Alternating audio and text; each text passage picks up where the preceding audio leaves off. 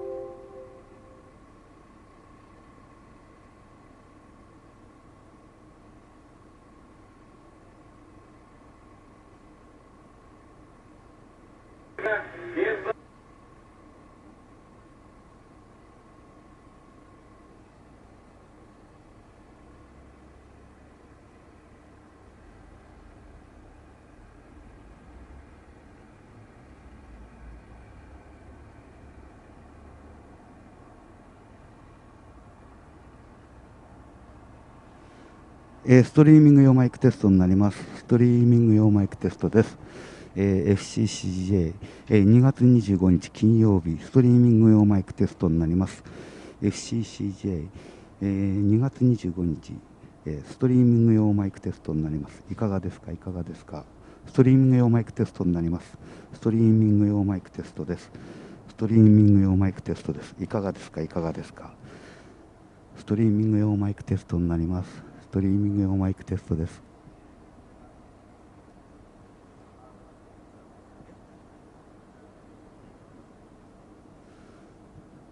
ストリーミング用マイクテストです。ストリーミング用マイクテストです。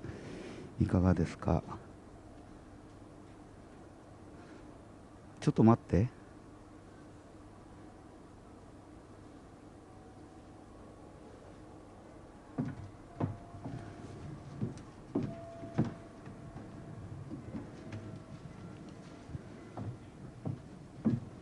ストリーミング用マイクテストです。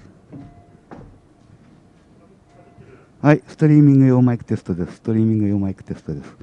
FCCJ2 月25日金曜日、プロフェッショナルカンファレンス、プレスカンファレンスマイクテストになります。プレスカンファレンスマイクテストになります。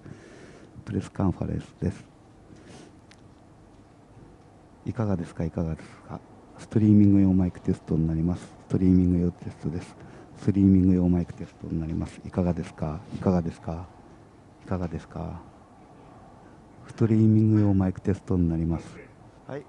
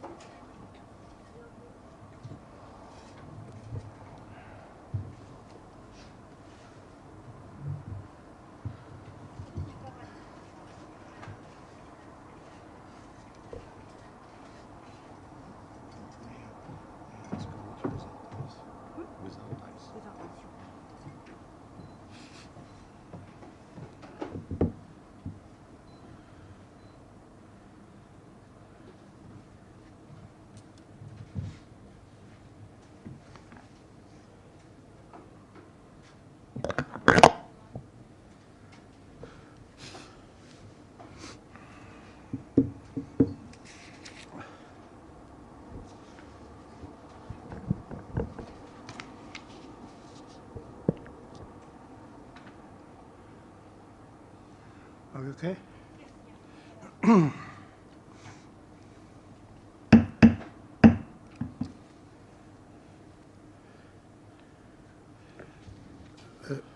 Good morning, ladies and gentlemen. Welcome to the Foreign Correspondent Club of Japan.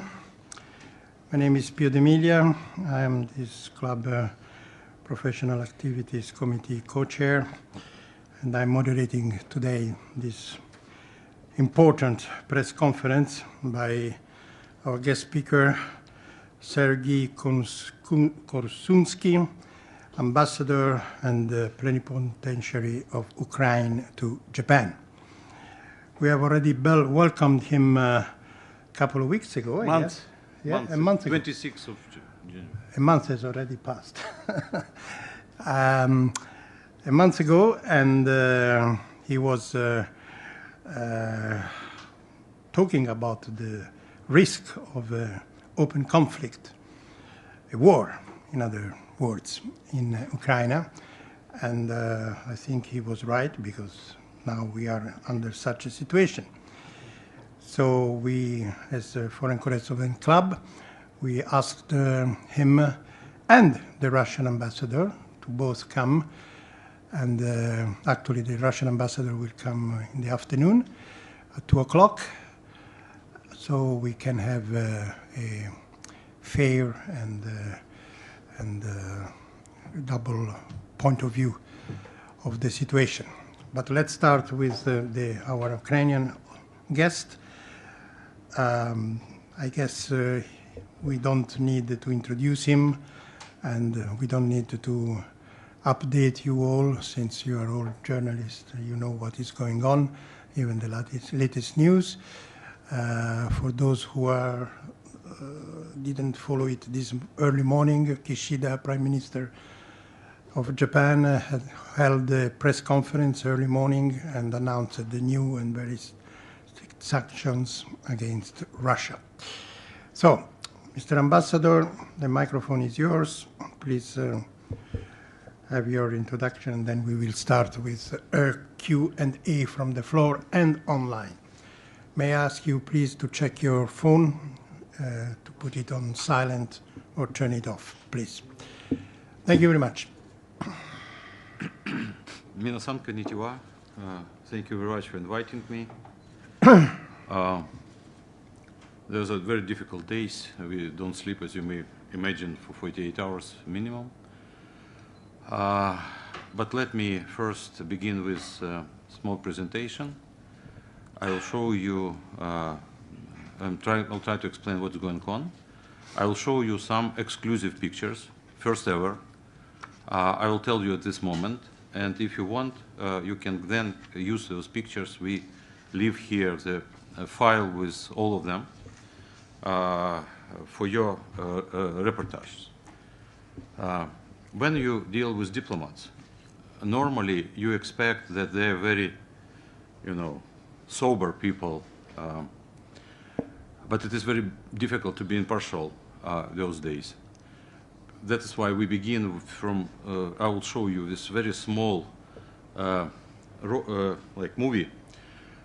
It's live communications between Russian Navy and our Marines and bodyguards on a very small island. It's like Senkaku, very small one in the Black Sea, where we have had a post. That's a picture. The name of this island, Zmiyny, Snake Island, in translation into English. So that's communication now became a symbol of resistance. Please push the button.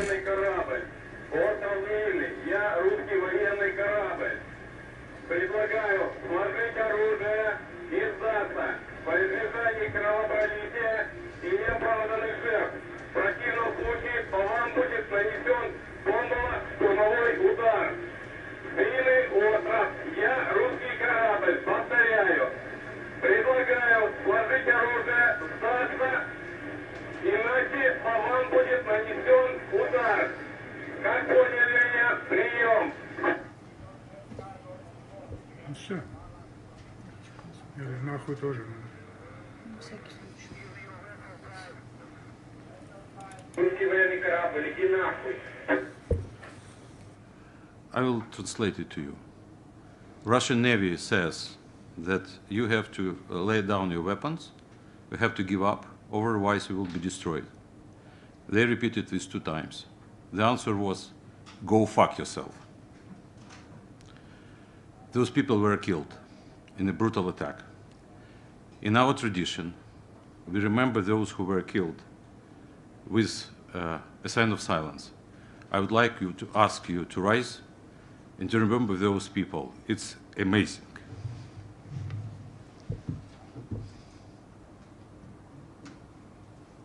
Please do it. They deserved it because they lost their lives for you too. You can imagine 25 people with just so simple weapons against 2 military ships of Russia. They all killed. What, did they bomb or? Of course, they erased all of these structures on the island and they killed everybody.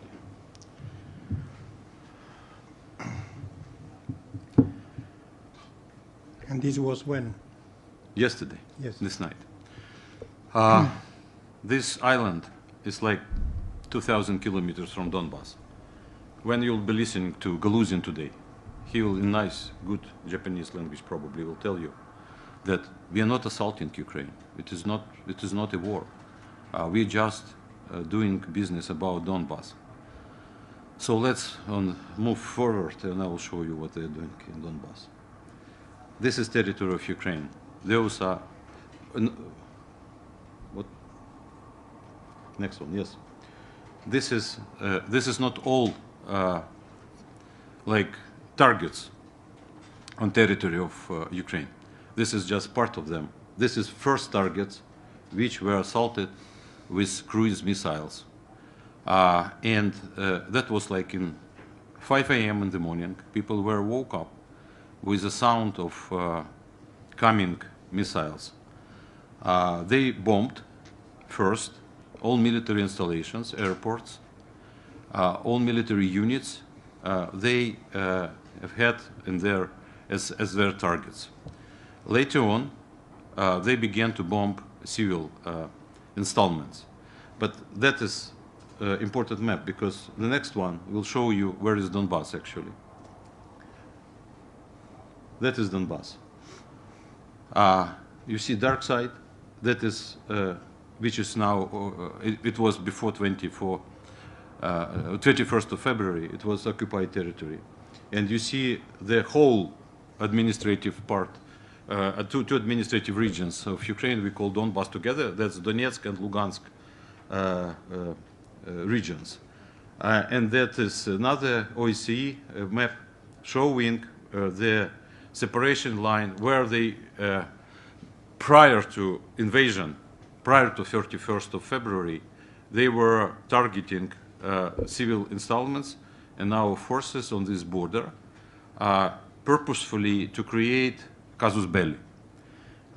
When they realized that we are not responding, there is none, they began a very big attack, information attack, disinformation attack, resulted in this chain of events. As we understand now, it was well prepared long ago, minimum for 3 months. They were carefully crafting what is going on today. So imagine those 3 months, enormous diplomatic activities, summits, discussions, visits, President Macron, Chancellor of Germany, so many dignitaries in Moscow trying to talk to Putin and try to find a solution. At that time, Putin already had all this on his table. He was already prepared for an attack. A draft of documents were prepared, so everything was ready. So he was making fool about those dignitaries. So that's, they call Donbass, but I show you the map, another map, that targets are on the whole territory of Ukraine. So that is where invasion began, from those I don't know how, base places, from 3 sides, including Belarus. So it was the minimum problem we have had in Donbass, because that was the strongest line of defense against Russian forces. They knew it. That is why they began to attack us from all other sides, because the defense there was a little bit weaker. For example, on this separation line there are minefields to prevent unexpected attacks, and those minefields set by both sides. On other part of Ukraine, of course, we do not have minefields, so you can attack at your will. So that's where they began. I would like to draw your attention specifically and purposefully. Months ago, I told you all about the danger of nuclear infrastructure in our territory.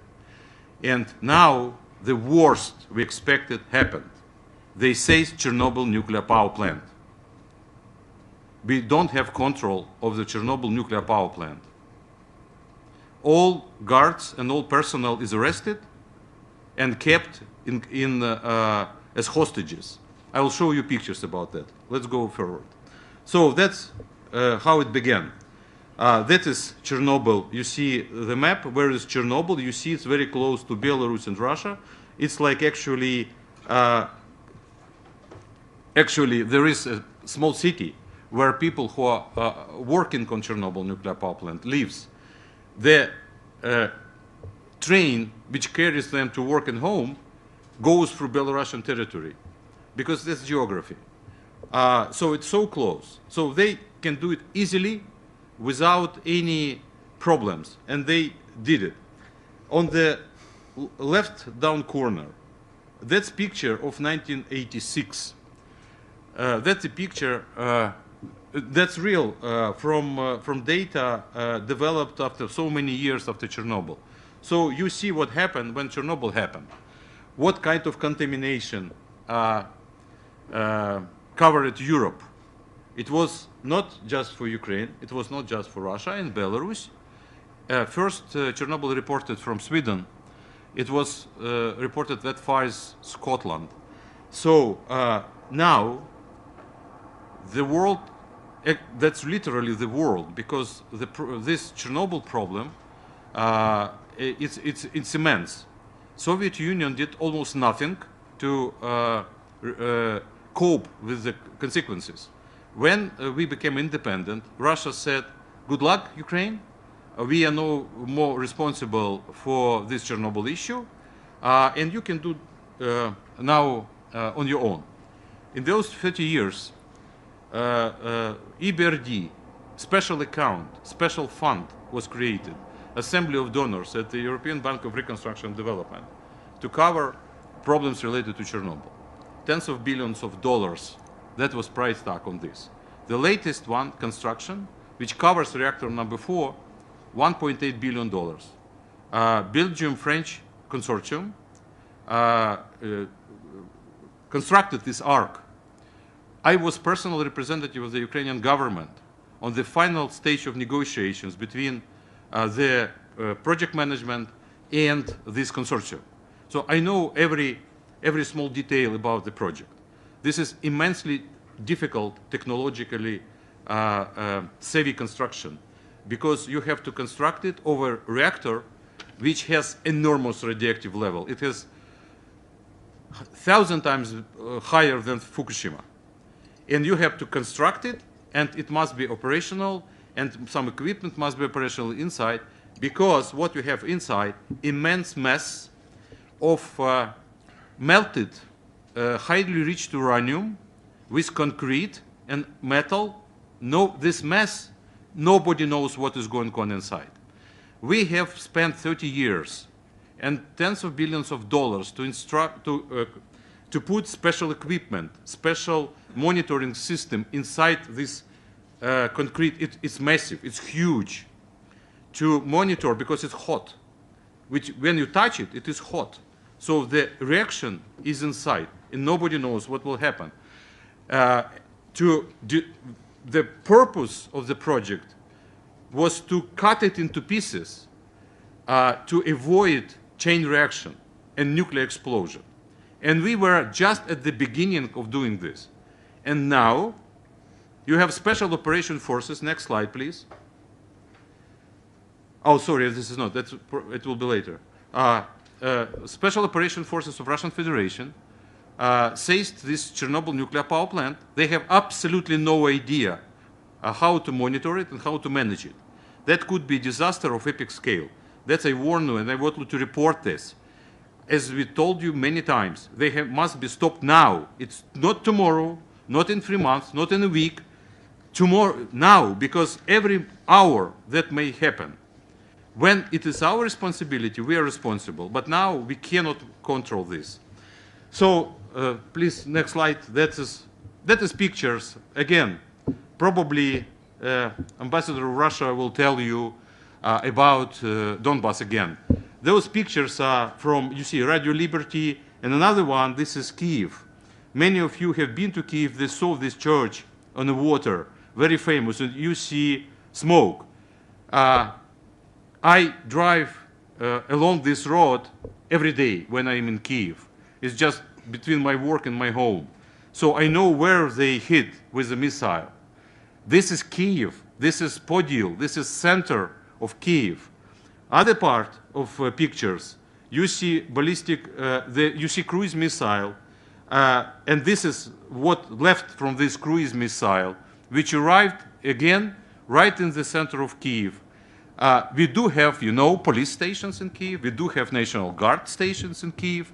Yes, this is normal. So if they attack all this, doesn't matter that those are just modern small buildings around, encircled with residential areas, and they hit them with cruise missiles, caliber. So that is Russian face. That is Donbass. That is how they care about people in Ukraine as this creature, I can't call him president of Russia, say towards Ukrainian people. Next slide, please.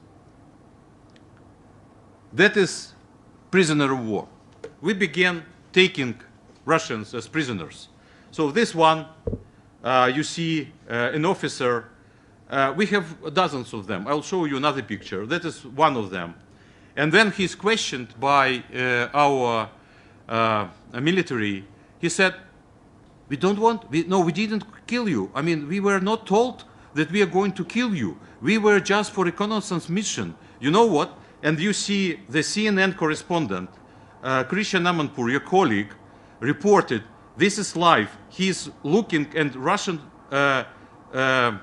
soldier in outskirts of Kiev. It's not center of Kiev, but in some areas around Kiev, 30 kilometers around, there is an airport, Hostomel. You know probably Antonov trademark, airplanes. You know Mriya.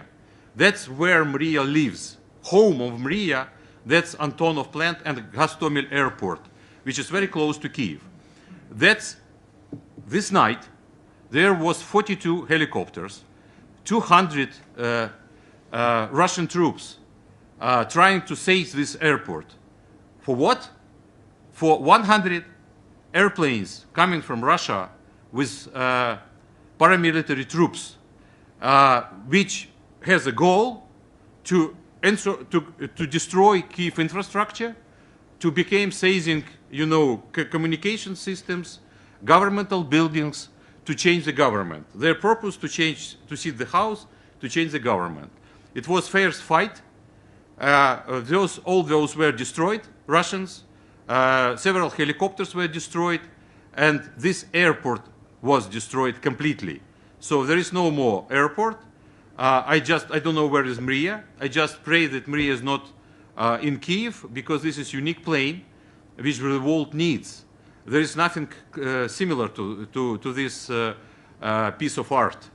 So that's reality. So that's what we have now. And we have, like, if you want to go to Donbass, you have to use a train for 7 hours.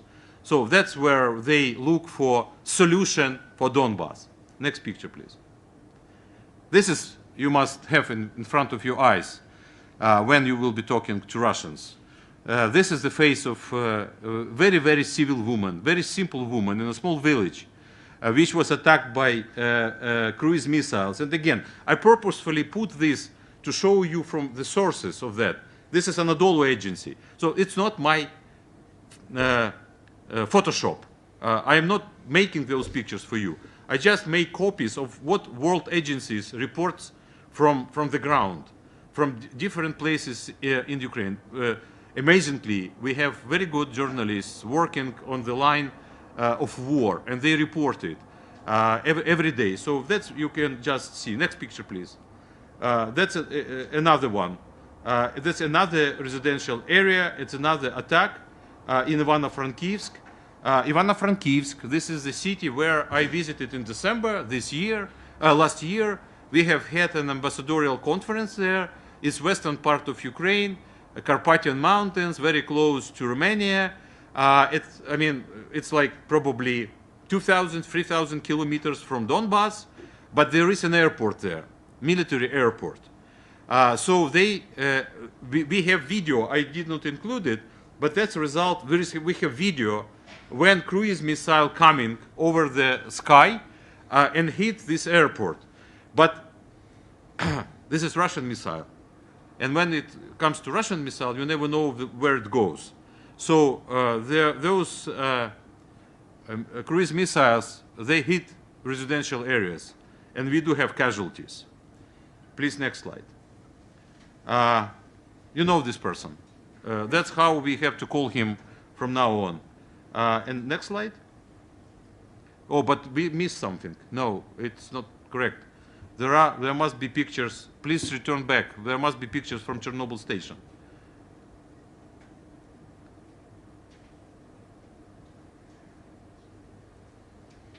Back. Strange. Possible. I think you made your Sorry, point. no, but it's important. They must be there. Okay. Nevertheless, why it's important to show you those pictures? I will check now why they're not there. You see military units and vehicles without insignia. Exactly Crimean scenario. So, military vehicle without plates with Z on it. That's the same Z they put on tanks. Military units in military uniform with red tape. And again, I have pictures there. I don't know where they disappeared. It's very strange. When we caught, but on my Twitter you can find those pictures easily. We caught two military young Russians.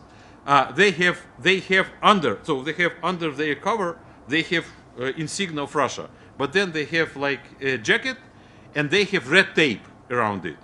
So this red tape, that's how they designate their forces. So again, imagine that they even if you assume they have had ever any face, now they completely lost it, because they always were saying it was not us in Crimea. It was, we don't know.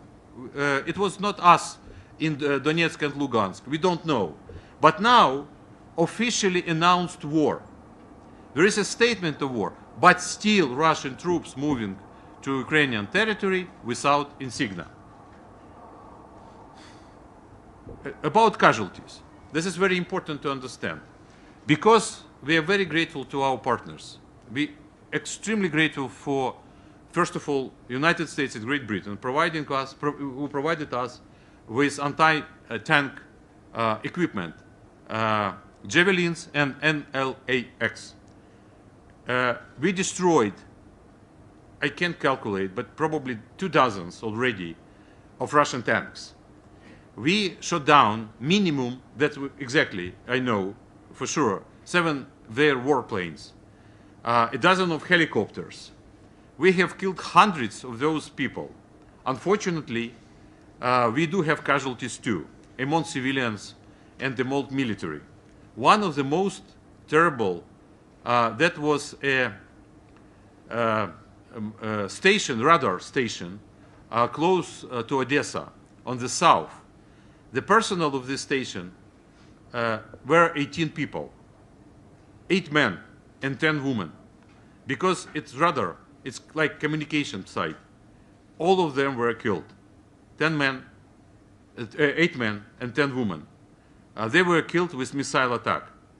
That is why we continue to request to ask our partners to provide us with additional anti-missile equipment.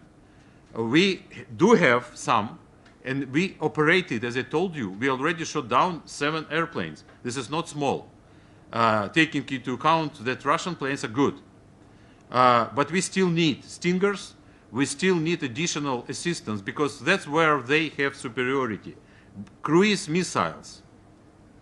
This is amazing. I mean, you use cruise missiles in peaceful times, 21st century, around peaceful country, without any provocations, and of course, you never can control. What we expect, that's why I will stop on that. We expect a next wave of attack. They now kind of regrouping themselves.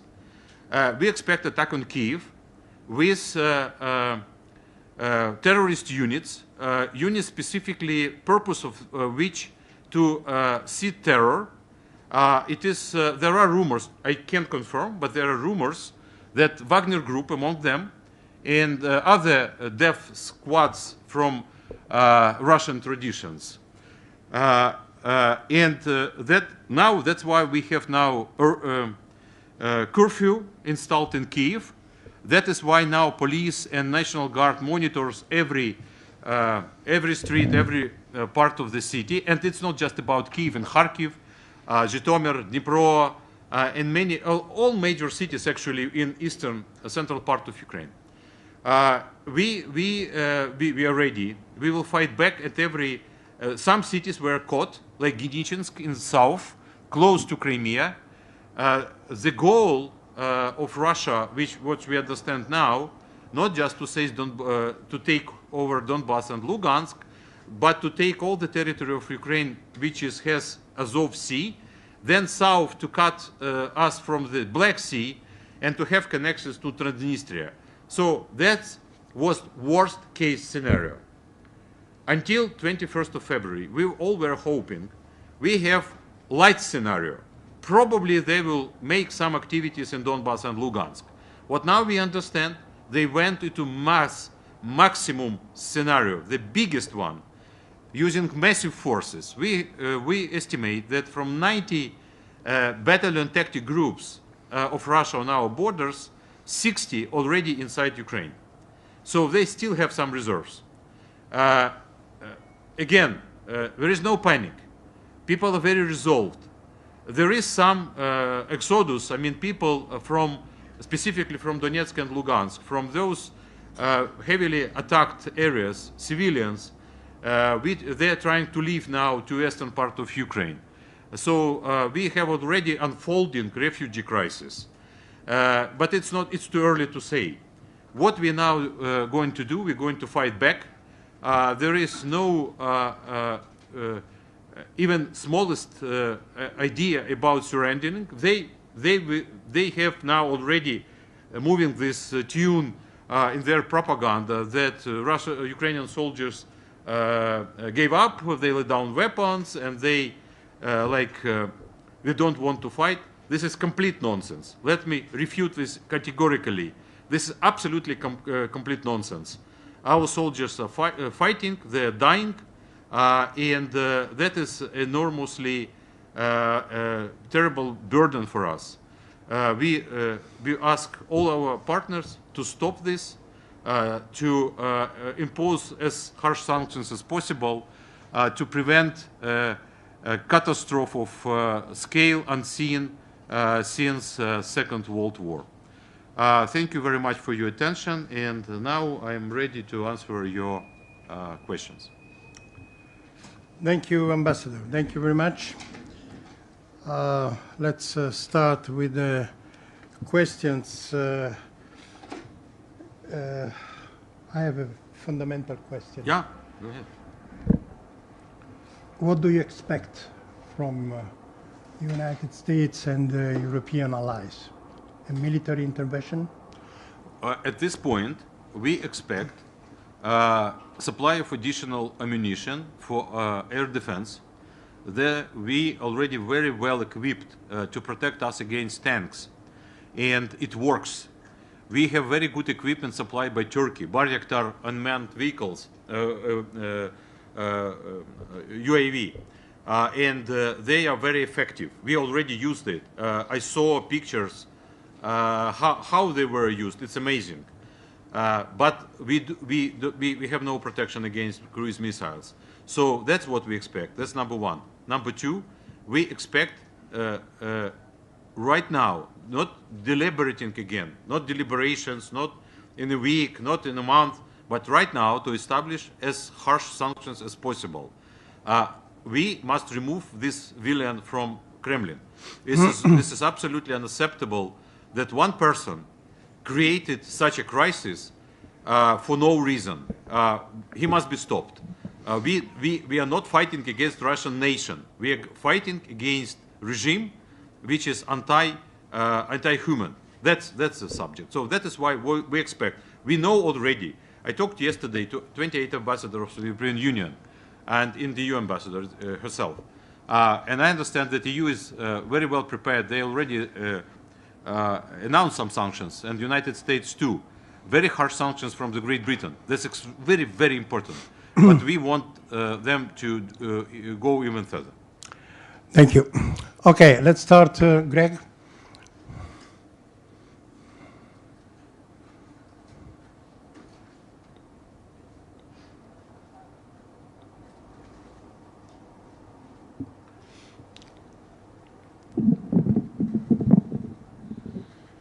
My name is Gregory Clark, freelance. I have visited your country several times, and I have great sympathy for what is happening. However, Mr. Putin accused you of being Nazification as an excuse for the war. There is a UN resolution concerning glorification of Nazism, neo-Nazism, and other practices that contribute to the fueling contemporary forms of racism, racial discrimination, etc., etc. The voting on this was 130 in favor, 51 abstentions, and 2 opposed. Of that 2, Ukraine was 1. How can we explain that vote?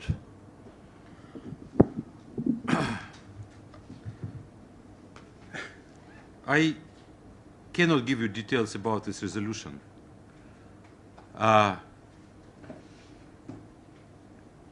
We have, in the center of Ukraine, we have a place called Babi Yar. This Babi Yar is a graveyard of more than 100,000 people, Jews, Russians, Ukrainians, many nations. Even there are, not my relatives, but there are 6 people with my family name. I have no idea who they were, but my family name.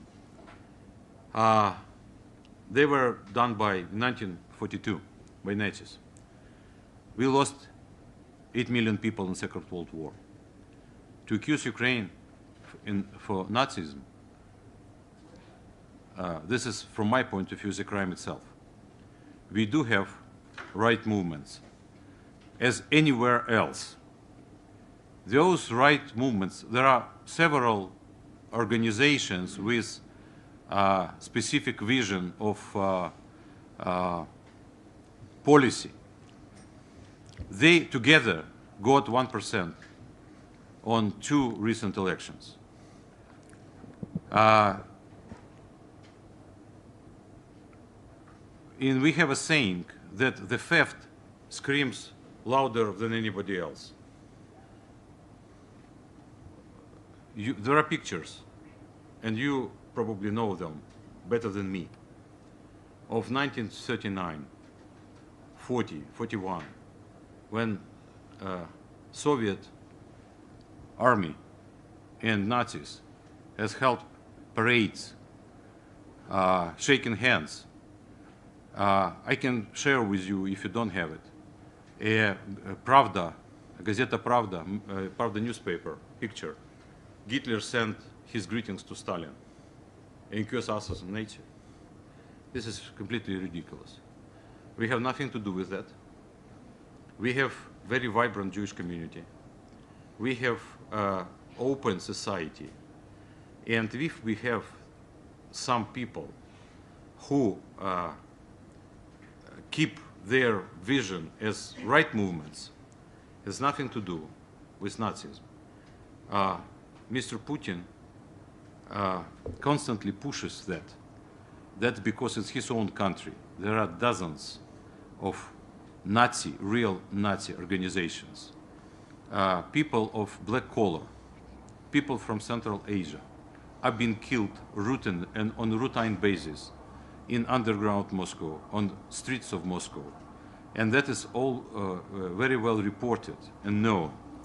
In Ukraine, I would invite you, when it will be we will be back to peaceful times, on Vyshyvanka Day, to Kyiv, and you will see black, Arabs, people of all races, of all nations, freely going in Vyshyvanka, in the center of Kyiv, and nobody ever prosecute them for their race, religion, sex, or whatever.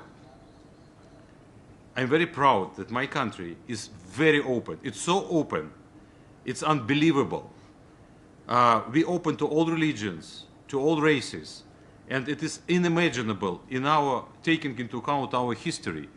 We have more than 100 nationals living just in Odessa. So that would be my answer to you.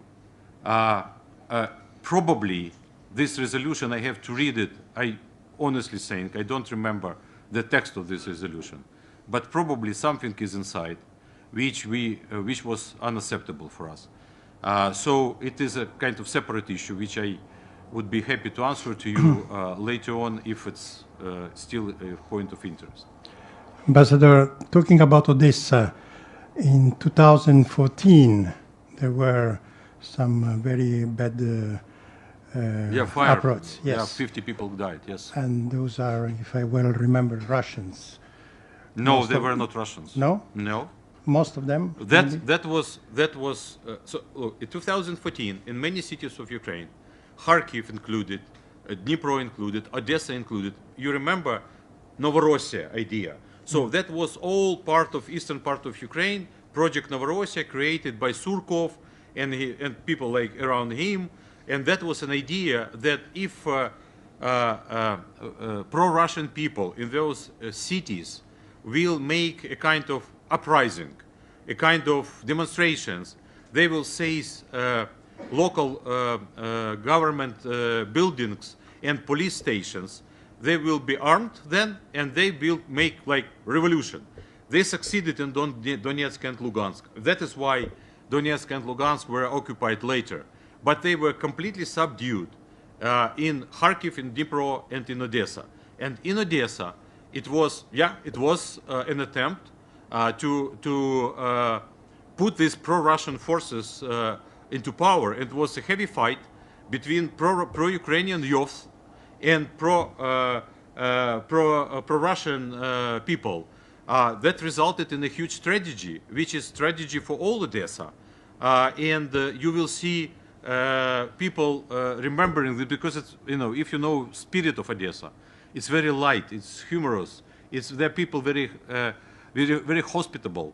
And for them, that was terrible tragedy, but has nothing to do with whether they were Russians or not Russians. That was an attempt to overthrow the government, local government in Odessa, and it was a heavy fight, resulted in casualties. But we blame, of course, those pro-Russian forces. It's 100% their fault. Thank you. Who's next? Jimbo-san.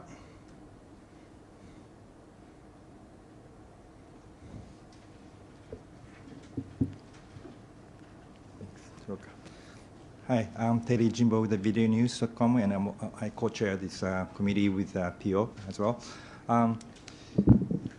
During the war, it's hard to determine, which information to believe. So if we can confirm this one, there was a report that there was a large-scale cyber attack or so-called electronic countermeasures against the Ukraine networks. Can you also can you tell us first of all if that's what happened, if actually took place, and how large scale it is, how much effect that the Ukrainian network is now getting, and also the potential effect to the power grid of Ukraine, as well as outside of Ukraine that the Ukraine power grid is connected to. Thank you. Thank you. Definitely, I can fully confirm that right before the attack, right before the military actions, there was a huge, immense, it was not huge, it was immense cyber attack on Ukraine. They attacked all governmental institutions, specifically military installments and intelligence. They attacked banks and some online services we have. For a while they were not operational, but later on full service was restored and operational now. That is why you are able, but if you want, for example, the update, what is going on, you would go not to websites of Ministry of Defense or General Staff, but Facebook pages. That's what I urge you. If you read, as far as I understand, they normally put it in Ukrainian and English, the update of what is going on, but Facebook pages. Why Facebook? Because websites were harmed, and we have no time to deal with that. It is clear. Again, it's not the first time. It is normal. For Russian tactics. Before they attack, first you destroy your communication system, then you attack with missiles, artillery, airstrikes, then you move ground forces. So that all those components were in place. Right now, some of governmental online services are very restricted because there are a lot of sensitive data. I will explain it to you. You don't have this in Japan, sorry. In Ukraine, we are very open. You have on your phone, you are able to log in to a special service, DIA, and this DIA has connections to zillion of databases. About all, you can find about all yourself. You can find information about, for example, property, to get some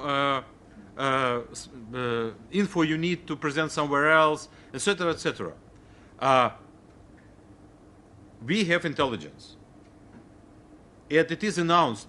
Why I'm saying this? It is announced by Chief of MI6, British intelligence, on Twitter, that there is an intelligence that there are lists of governmental officials created by Russia, which will be eliminated once they take over Kyiv. Family, and we have reports that already some of them were receiving emails saying, you have to work for Russia, otherwise we know your family, we know where you live, we know where you go, and you will be prosecuted. If you would not agree, we will simply kill you. So we begin to receive those reports. Again, that's what I'm saying, that's what I saw in posted by responsible people. That means that our services, which can be accessed, they can be hacked. They were severely cut to protect people from, because it could be a mistake, it could be whatever. So we cannot have this luxury to provide the enemy with updated information about our government officials, military officers, etc., etc.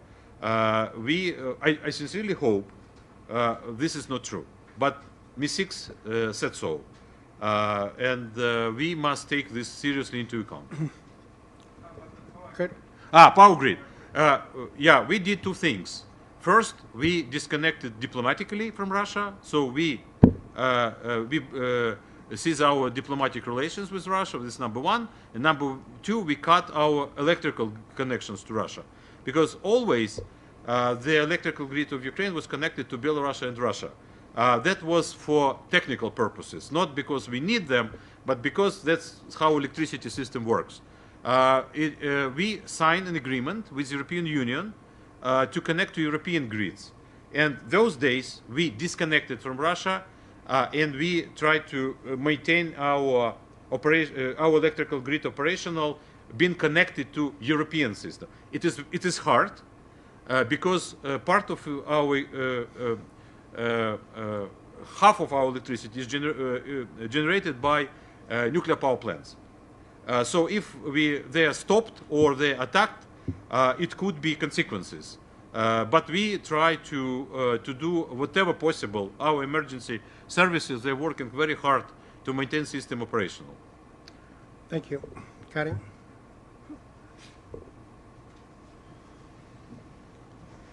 Thank you for coming today. My name is Karine Nishimura, working for French media, Libération and Radio France. I have a question. President Macron made a phone call just yesterday after the attack to Putin. What is your reaction? Do you think it's still time to talk with Putin? I'm not in a position to advise President Macron. He is president of a great country. And I don't have details yet. I saw the fact that he called Putin. I do sincerely hope that President Macron understands very well what is going on. We share all details of what is happening with European partners, with European, first of all. That is, if anything happens in Ukraine, that will be their problem. So I do hope that he urged Putin to stop this madness. I don't know whether there is any chance. President Macron did this several times during this Minsk process, right before the invasion. Definitely, we always support. You probably know that even right before the invasion, President Zelensky made another statement that he called Putin. I mean, so we sent message. He wanted to talk to him. And he was rejected. So that is why, again, I remember when there were years after the 2014 that our Western partners were saying, you, Ukraine, is not doing enough on your side. So now, for those last 2 years, we have been done a lot to reach out, to try to talk to them, to have multilateral, bilateral, whatever talks, to explain our position. We always were rejected because they have no interest from our point of view. We should not exist. They completely disrespect us. Ukraine is artificially created by Lenin. You know that, right? Like 1,500 years ago. So we should not exist. That's the point. He hates us. So therefore, any other attempt from a dignitary of this scale, President Macron or Chancellor of Germany or Prime Minister of Britain, any attempt to talk to him and try to reason him are very valuable. But I'm not sure it will work, unfortunately. What about China? This is $1 billion question. Sincerely, personally, I believe China is not interested in war. And you know the statement of Wang Yi, Minister of Foreign Affairs, in the Munich conference, who said they're against military actions and they support sovereignty of Ukraine. They did not accept the annexation of Crimea, although they're very big friends with Russia. This is obvious. As far as I know, right now, China keep like silence on the situation. I do, if I were in a position, I'm not authorized to do that, but if I'm in a position, I would urge China to express explicitly its its position toward stop violence, stop war, come back to remove all the forces and try to work to resolve all your problems in a peaceful way. I do think that image of China as a country of great dignity and this is huge civilization. It's very important for them to keep this stance in Asia and in the world. That is why I do expect that China will be expressing itself. It is very important what China thinks, extremely important. Thank you. Andy, and after Rocky, and then.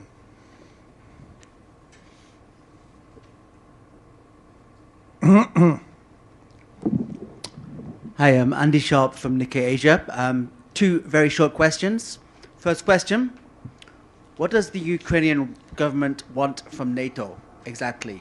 What will really Membership. help? Pardon? Membership. Okay, well, please explain that. And also, you mentioned China yesterday. So you mentioned China just now.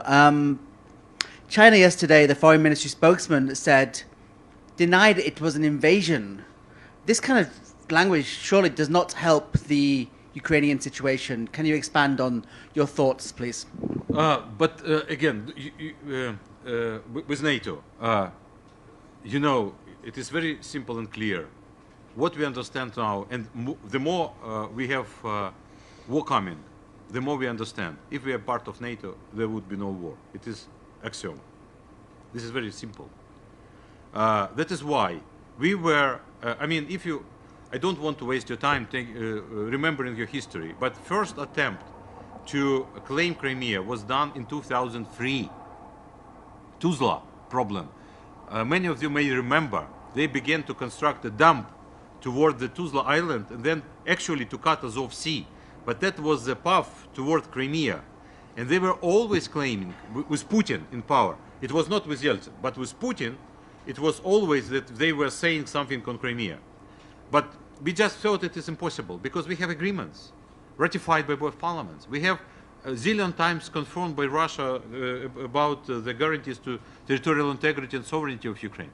And then 2003 it was a crisis, which was prevented by, at that time it was President Kuchma, but that was Evgen Marchuk, the Prime Minister, and if I'm not mistaken at that time, they prevented the crisis. But that was first sign of what is going on. Then it was 5 years before summit in Romania, 2008. So it has nothing to do with NATO. As you know, better than me, NATO is a defense alliance. As you know, they were protesting against what? Radar in Romania? Radar? Seriously? So you install Iskanders in Kaliningrad and you question radar in Romania? But that's kind of Russian logic. That is why we are not talking about our right, sovereign right, to choose which alliance to join. We have choice from Putin's point of view. ODKB, so New Warsaw Pact, Bishkek Agreement, actually they call it, or NATO. If just a question, if we just imagine for a microsecond, we will apply for membership in Bishkek Agreement, would they be against it?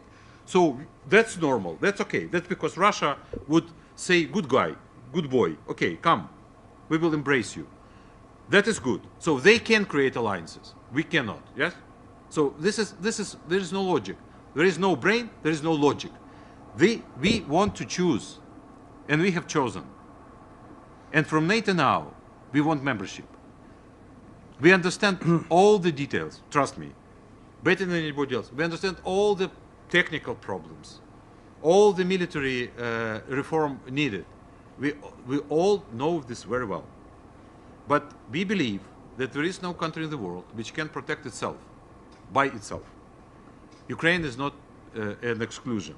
As you know, Switzerland is a special case, but other countries, they must have some kind of affiliation. They have like special arrangements which are not part of NATO. But still, with this invasion, you know, even Finland and Norway began to talk about this. So we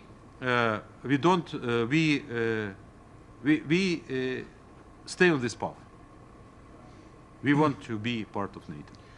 And what would you like NATO to do right now? Yes, that's the question.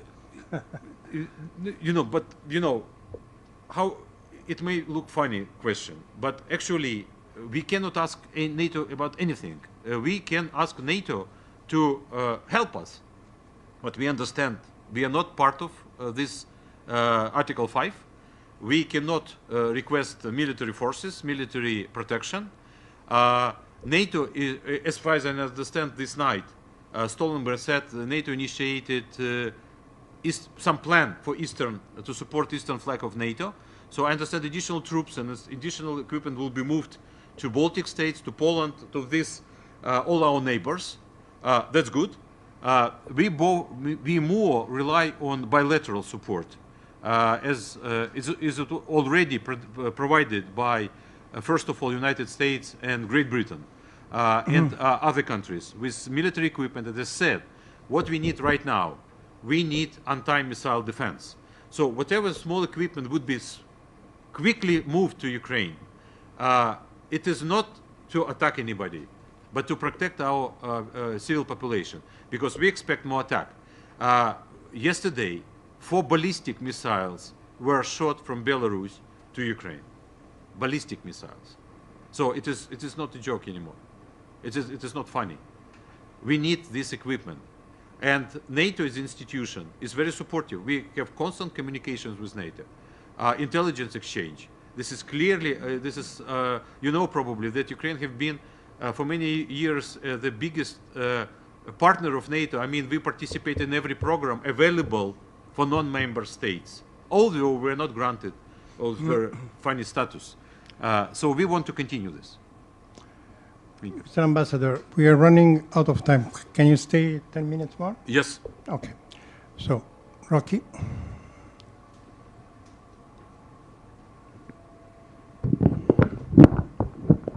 Rocky Swift with Reuters.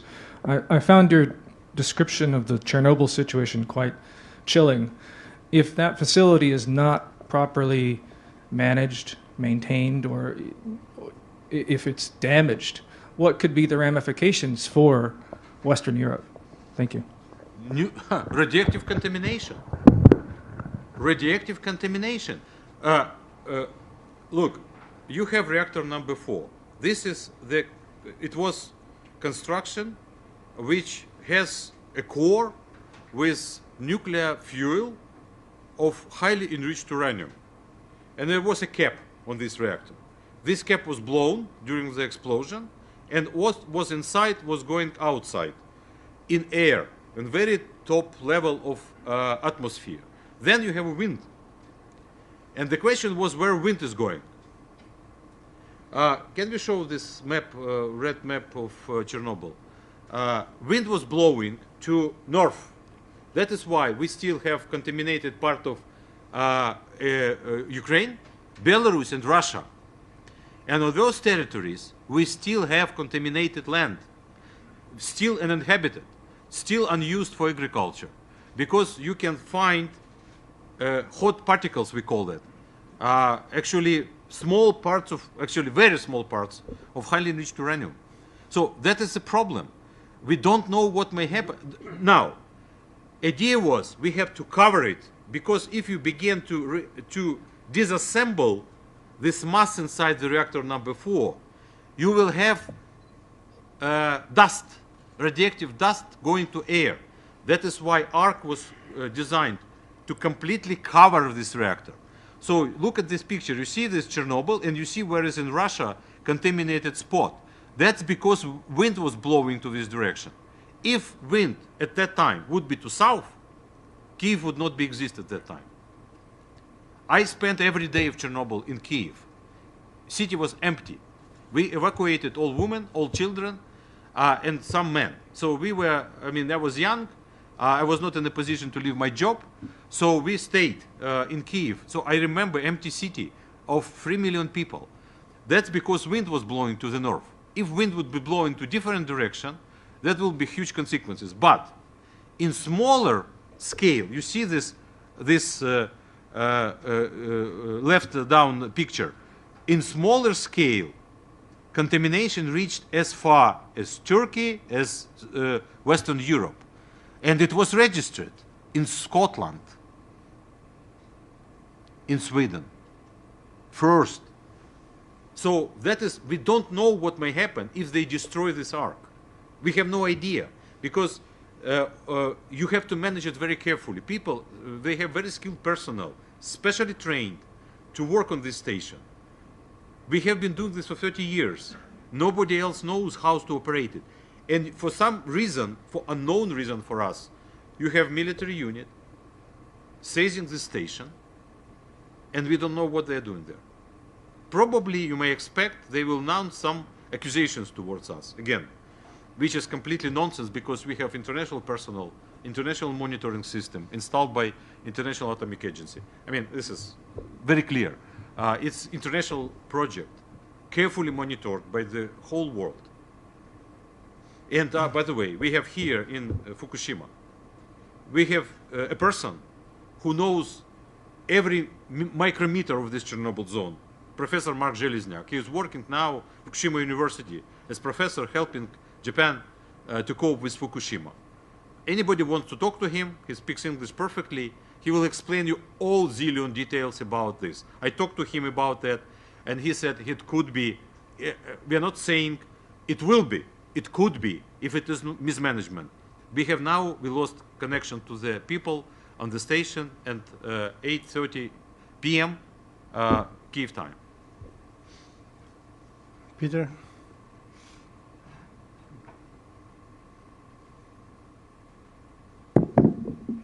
It's Peter Langen of the South China Morning Post. Excuse me. I'd like to bring the question back to China again. Yes.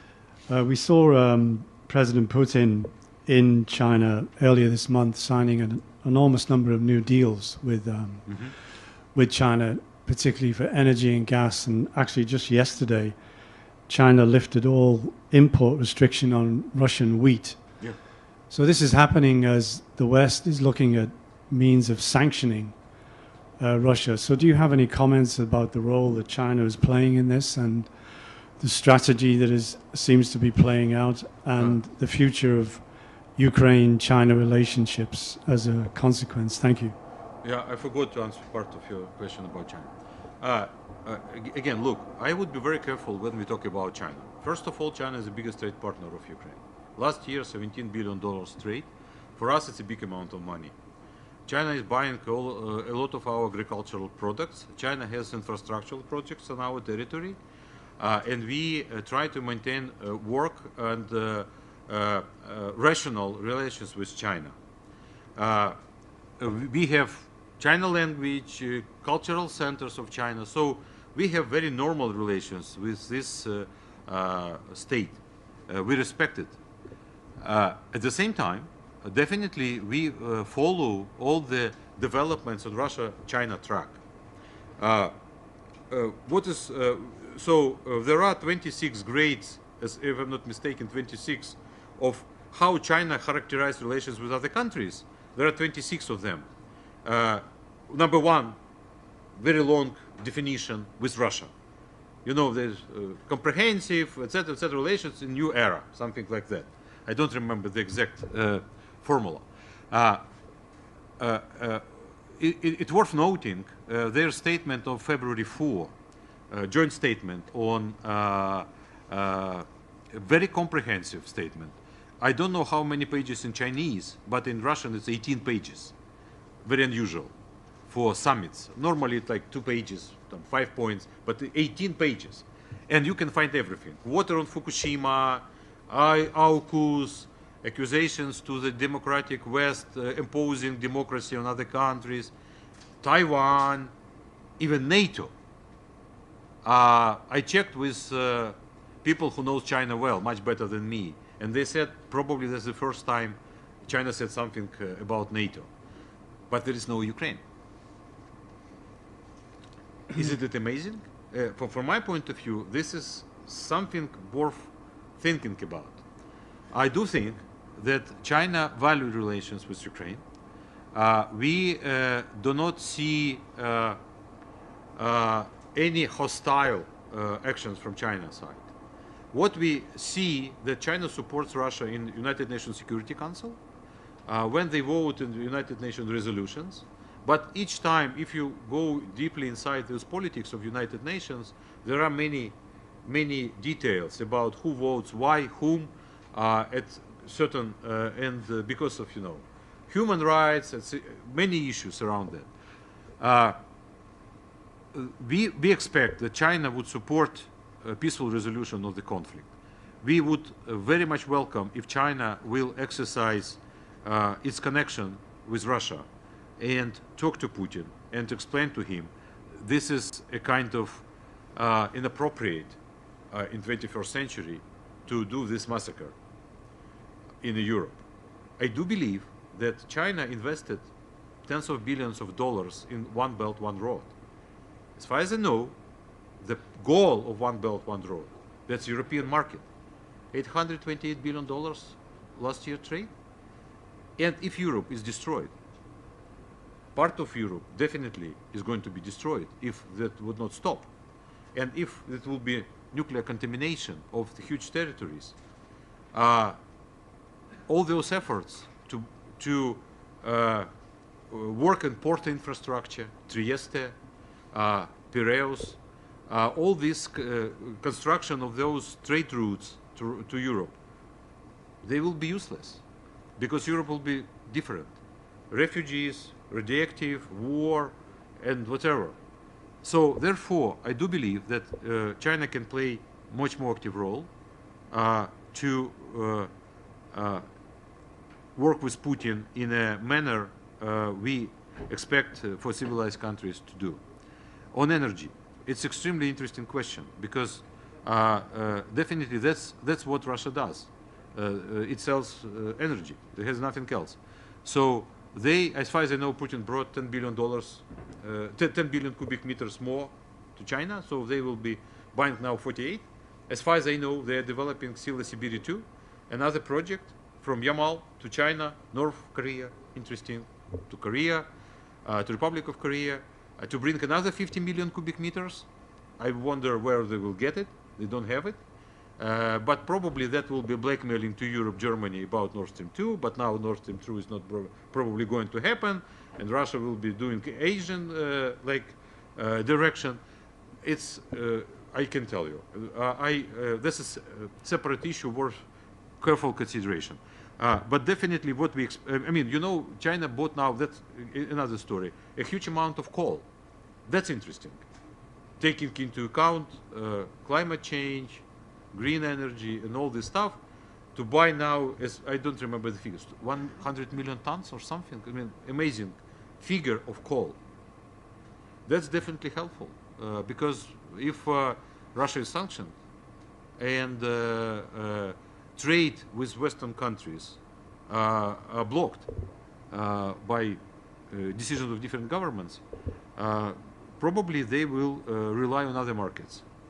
But that's worth separate consideration. We must see what is going on in reality. We cannot avoid the situation when China is the biggest trade partner for 120 countries. For United States, for Japan too, and for Germany.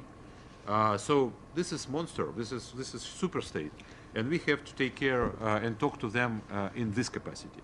And this capacity has many layers, so it is more complicated. And finally, sorry, but I have to say this: why I'm very careful about statements from China, because I do think we must read them in Chinese. Normally, we see it in a translation, but taking into account specifically very specific language. Probably we must be very careful when they estimate what they say. We must be very careful of what was said and how it was interpreted. That is why I try not to pay that much attention to exact wording. I do expect that they have complex of interests, not just one interest or very simple interest. There are many considerations inside the Chinese policy, internal and external. Sorry, but yes, Ambassador. Important just question. To update you all, I just saw on the South China Morning Post that China has abolished all restrictions of grain. Grain, yes, export. it just was, Yes. yeah. All right. Then I have the last two questions from the online. There are colleagues that are following this online. One comes from Ilgin Yorulmaz of BBC World Turkish Service. Ukraine has asked Turkey to revoke the 1936 Montreux Conference Yeah. and close both Bosphorus and Dardanelles Strait to Russian ships. Can you clarify the reason for your government to do this? Well, Yes, the Bosphorus and Dardanelles, so those Turkish straits, we call it simply. You know, I was ambassador to Turkey for 8 years, so that is like what I love, Your bread. my beloved convention. The Montreux Convention, there are, if I'm not mistaken, 15 countries, like Britain too. All this 1936 story. Convention managed the traffic in Bosphorus. Bosphorus is a very complicated place. It's very narrow, it's 7 turns, some of them like 90 degrees. To manage the traffic, specifically right now, every day, you have 4,000 ships coming through Bosphorus. A lot of oil is being exported through Bosphorus. To manage the system, they have installed special equipment developed by Northrop Grumman. And they, like now, work like in operational mode. One day, part of the day one direction, then part of the day another direction, because they don't want to have collusion in the Bosphorus. But what is the problem with Montreux Convention when it comes to military ships? Military. Turkey has no right to not to allow passage of military ship through Bosphorus. The country which would like to do that just inform Turkey about that there will be military ship. The only problem is that if you move a submarine, that Russia did actually now. They have submarines now in Black Sea. They should be on a floating position, so not on underflow. They must go because Bosphorus is 60 meters depth, very, very shallow. The point is that Montreux Convention says that only restricted tonnage of military ships of non-littoral states could stay in the Black Sea and until 21 days. So that means, for example, if British destroyer would like to enter Bosphorus, it can do that if it's proper amount of this tonnage of the ship, but can stay only 21 days and must withdraw. That is why during all those 8 years we have rotational bases. We have US ship, then French ship, then British ship, then Germany ship, and they come and end, and so they visit Bulgaria, Romania, Ukraine, because those NATO states, Turkey, and that is rotational basis. That is a kind of restriction on heavy presence of Navy from other countries in Black Sea, NATO countries. If Montreux Convention is abandoned for some reason, NATO would be able to bring fleet to the Black Sea and counter Black Sea fleet of Russia. Right now, what Russia did, actually it plays Russian Sea, Black Sea. So they now block huge territory, right before invasion, they block huge territory of Black Sea for military exercises. So that is the substance, the point. But I do remember very well, we talked to Turkey many years about LNG, possible LNG passage through the Bosphorus. And Turkey was they were always saying, this is very dangerous. It is true, it is dangerous. If there is an accident with LNG, that could be an explosion. You have to be very careful with those tankers. So, but when we were talking about this, I remember position of Ambassador of Russia to Turkey. And he said, we never, ever, ever agree or any changes to the Montreux Convention, specifically because of this clause which limit the tonnage and time of non-littoral states of to be present in Black Sea. That is the problem. So of course we would love to have this convention changed and to allow our partners to exercise much more support from the sea, from Navy to us. Thank you. Now the last question from Khaldun Kazari, who is a former president of this club. He works for Pan Orient News. There are some reports in the Middle East that say your president has also Israeli citizenship. What is your comment? He's Ukrainian citizen. That's full stop. No second citizenship. No second citizenship. Okay. Thank you very much, Ambassador, and hope to see you again at the end of this. After victory. Well, at the end of the after our victory. situation. Thank you very much. Thank you very much. Oh, by the way, hold on, please. I just got an interesting news. Seems that today we will be all very, very busy, so I ask you to bring a tent, stay here, because after the Russian ambassador at 2, we will have also the American ambassador at 4. Emmanuel Ram just sent a message that he's willing to come. So we will welcome him, of course. Now the only one that is missing is the Chinese, but he's not in the country, unfortunately, I'm told. But we can always... That's a good idea, by the way. Thank you very much. Thank you very much. Thank you. Thank you.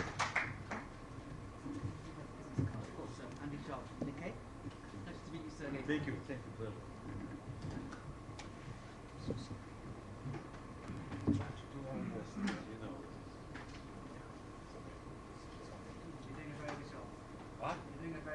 Thank you. Thank you very much. Thank you.